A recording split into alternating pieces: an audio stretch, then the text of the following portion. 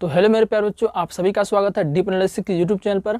आज मैं आपको बताऊंगा कि मैथ में अभी से पढ़ के 95 प्लस कैसे ला सकते हैं। ये आज मैं आपको बताने वाला हूं, तो ध्यान से देखिएगा। इससे पहले एक मोटिवेशनल शायरी, ताकि उस चीज़ को आप फॉलो करके आप अच्छे से 95 प्लस ला सकते हैं, ठीक है ना। वो कहते हैं ना संघर्ष ना तकलीफ तो खाक मजा है जीने में, ना संघर्ष ना तकलीफ तो खाक मजा है जीने में, बड़े बड़े तूफान भी थम जाता है जब आग लगी हो सीने में। तो कहने का मतलब ये है, अगर आप अभी से 95 प्लस लाना चाहते हैं, आपका भी ड्रीम है कि हम भी अच्छा मार्क्स लाएं इस बार, तो आपको जो है बोर्ड एग्जाम में सिर्फ एक ही बार समय होता है। क्या होता है? एक ही बार समय होता है। फेल अगर हो जाइएगा तो बहुत बेकार लगता है फेल होने।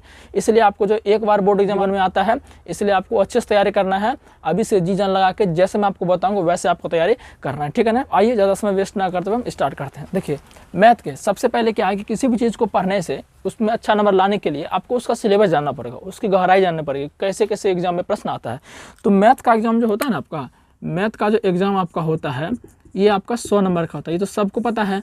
लेकिन इस 100 गो में से आपका जो है 50 नंबर का आपका वस्तुनिष्ठ प्रश्न रहता है, जिसको आप ऑब्जेक्टिव बोलते हैं। इसको क्या बोलते हैं? ऑब्जेक्टिव बोलते हैं। और 50 नंबर का आपका जो है क्या रहता है? ये रहता है आपका सब्जेक्टिव प्रश्न, जिसको आप क्या बोलते हैं? सब्जेक्टिव को हिंदी में क्या बोलते हैं आप हम बताइएगा, ठीक है ना। 50 नंबर का ऑब्जेक्टिव रहता है और 50 नंबर का क्या रहता है? सब्जेक्टिव रहता है। ये 50 नंबर का जो ऑब्जेक्टिव है ना, ये टोटल 100 क्वेश्चन रहता है। कितना क्वेश्चन रहता है? 100 क्वेश्चन। माने ऑब्जेक्टिव आपको 100 रहेगा, लेकिन आपको बनाना है 50 को, ठीक है ना। सब्जेक्टिव का अलग अलग एरिया, 2 नंबर का, 5 नंबर का, उसमें अलग अलग आपको देखने को मिलेगा, ठीक है ना। तो ये तो हो गया एग्जाम पैटर्न मैथ का। अब समझते हैं कि कैसे आप मैथ में 95 प्लस ला सकते हैं। कौन कौन से चैप्टर ज़्यादा इंपॉर्टेंट उनको देखते हैं। सबसे पहले तो मैं पूरा आपको चैप्टर गिनाता हूँ। टोटल आपका मैथ में 12 चैप्टर। कितना चैप्टर है? 12 चैप्टर है क्लास 12th के मैथ में। 12 चैप्टर में से टोटल अगर बात करें तो इकाई क्या गो है? 1 इकाई, 2 इकाई, 3 इकाई और आपका ये 5 इकाई टोटल है। इकाई कितना? 5 का। बोलो सर इकाई क्या है? इकाई माने यूनिट होता है। क्या होता है? यूनिट होता है। इकाई माने यूनिट होता है। आइए पहले समझ लेते हैं। पहला चैप्टर का नाम क्या है? संबंध फलन एवं द्विधारी संक्रियाएं। दूसरा है प्रतिलोम त्रिकोणमितीय फलन। तीसरा है बीजगणित। चौथा है अवकलन कलन। पांचवा है अवकलज के अनुप्रयोग। छठा है समाकलन और सातवां आपका है समाकलनों के अनुप्रयोग, अवकलज समीकरण, फिर सदिश, फिर त्रिविमीय ज्यामिति, जिसको 3D भी बोल सकते हैं, शॉर्ट में 3D ज्योमेट्री बोल सकते हैं, रैखिक प्रोग्रामन, फिर प्रायिकता। ये टोटल 12 चैप्टर है। अब मैं आपको इकाई गिनवाता हूँ। देखिए, ये जो चैप्टर देख रहे हैं, पहला दूसरा चैप्टर, ये आपका आता है 1 इकाई में। किस में आता है? 1, यानी पहला इकाई आपका ये हो गया। इसको हम सीधा संबंध तथा फलन भी बोल सकते हैं। संबंध तथा फलन भी सिर्फ इसको बोल सकते हैं। इससे अकेले 10 नंबर का सवाल आता है। कितना नंबर का? 10 नंबर का सवाल आता है। समझ रहे हैं? अभी समझिए पहले, फिर और चीज़ बताएंगे आपको, लास्ट तक देखिएगा। फिर आपका बीजगणित अकेला है। बीजगणित क्या अकेला है? ये अपने आप एक यूनिट भी है। इससे 13 नंबर का सवाल आता है। कितना नंबर का आता है? 13 नंबर का। इससे बीजगणित से अकेले सवाल आता है। फिर हम बात करते हैं मोस्ट इंपोर्टेंट चैप्टर। अगर आप क्लास 12th में सिर्फ पास करना भी चाहते हैं तो ये चैप्टर आपके लिए काफ़ी है। कौन सा चैप्टर है? वो आपका है कैलकुलस। क्या है? कैलकुलस, इसको बोल देंगे।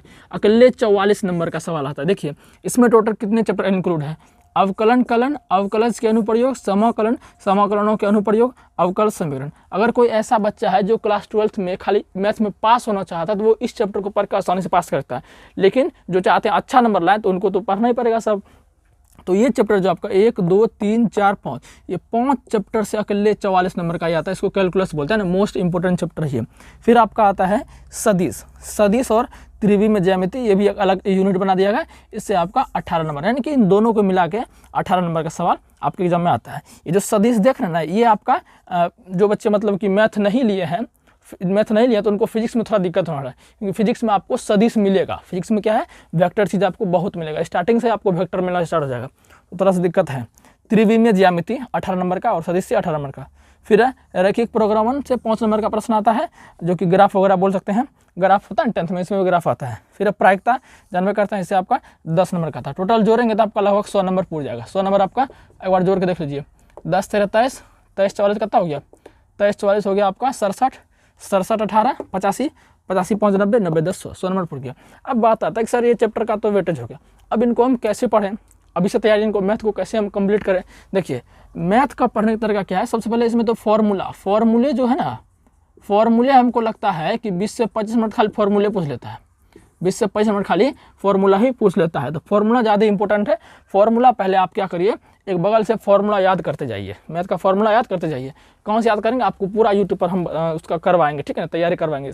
उसके लिए भी आप धैर्य रखिए। जो चीज़ पहले बोल रहे हैं उसको सुनिए, फिर उसके बाद क्या है, मान चलिए कि पहला चैप्टर आपका खत्म हो गया, संबंध फलन एवं द्विधारी संक्रिया खत्म कर दिए। फिर क्वेश्चन बैंक लीजिए, क्वेश्चन बैंक ले लेना है आपको, हम ये भी बताएंगे कौन सा क्वेश्चन बैंक आपको लेना है। उसके बाद इस चैप्टर खत्म करके इसका जितना भी प्रश्न पूछा गया है, क्योंकि 10 नंबर का आता है इन दोनों से, तो मान लेते हैं खाली इस चैप्टर से अकेले 5 नंबर का आता है, 5 या 6 नंबर से, इससे 4 नंबर का आता है, ठीक है ना, 5 या चलिए 5 मान लीजिए।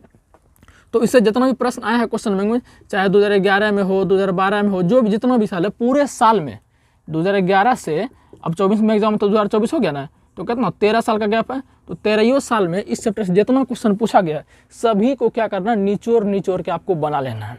फिर क्या होगा कि वो क्वेश्चन आपके माइंड में बैठ जाएगा, कॉन्सेप्ट हो, हर एक चीज़, थ्योरी, कॉन्सेप्ट सब आपके माइंड में बैठ जाएगा, इससे आप कभी भी नहीं भूलिएगा, ठीक है ना।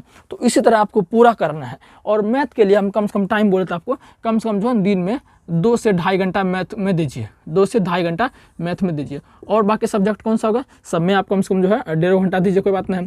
अभी से अगर आप चाहते हैं 450 लाना, तो आपको कम से कम जो है 7 से 8 घंटा अभी से मेहनत करना है, क्योंकि जब तक मेहनत नहीं कीजिएगा तो आपके ज़िंदगी में कुछ नहीं होने वाला। वो चमत्कार सब तो कुछ नाम में नहीं होने वाला कि बिना पढ़े ही सब कर जाओ, सब कुछ नहीं होता है, ठीक है ना। तो इसलिए आपको जो अभी से इतना तैयारी करना जो मैंने आपको बताया, और बाकी सारा चैप्टर का आपको तैयारी करा जाएगा। अभी क्लासेस आपकी केमिस्ट्री स्टार्ट हो गई है, वो आप जाके देख सकते हैं, ठीक है ना। तो चैनल पर नए हैं, तैयार एग्जाम देने वाले 2025 में, तो सब्सक्राइब कर लीजिएगा। धन्यवाद।